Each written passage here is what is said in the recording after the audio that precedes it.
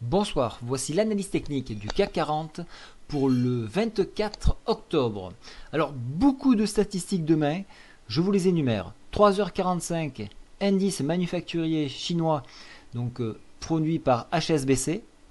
9h, on aura une flopée d'indices PMI, donc le PMI pour la France et pour l'Allemagne, ça sera intéressant.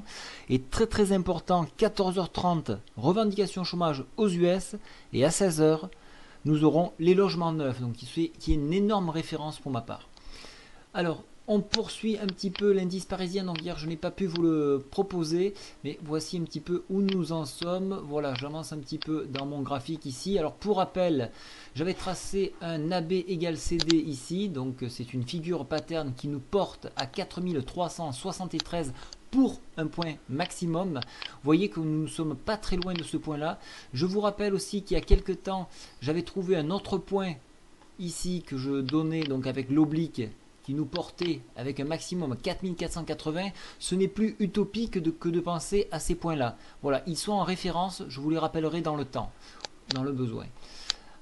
Techniquement, qu'est-ce qui s'est passé aujourd'hui? Nous avons joué sur un repli sur un pivot hebdomadaire que nous avons saisi pour les abonnés à 4254 points précis. Nous avons eu deux objectifs, 4264 et par extension 4281. Nous avons atteint le premier objectif, donc le contrat est rempli. Mais aujourd'hui, vu la bougie que nous avons eue, il était difficile de trader puisqu'on a eu cette bougie à la baisse en open. Donc difficile de trader.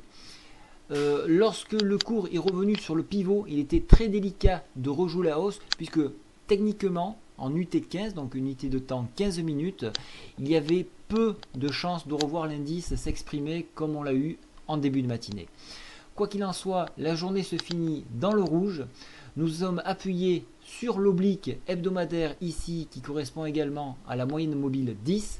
Vous voyez que celle-ci est référence et sert de référence actuellement. Vous voyez ici ce point-là et ce point-là. Donc tant qu'on ne l'a pas enfoncé, on n'a pas de signal baissier.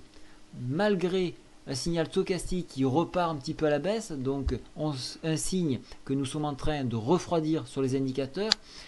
La MACD reste toujours haussière malgré une tendance qui commence à s'infléchir. Donc le signal n'est pas clair. Donc quand ce n'est pas clair, on s'abstient. Pour ma part, j'attendrai ou un contact MM10 pour jouer éventuellement un rebond technique ou un enfoncement de celle-ci pour jouer et venir tester la moyenne mobile 20 qui se trouve à 4203 points.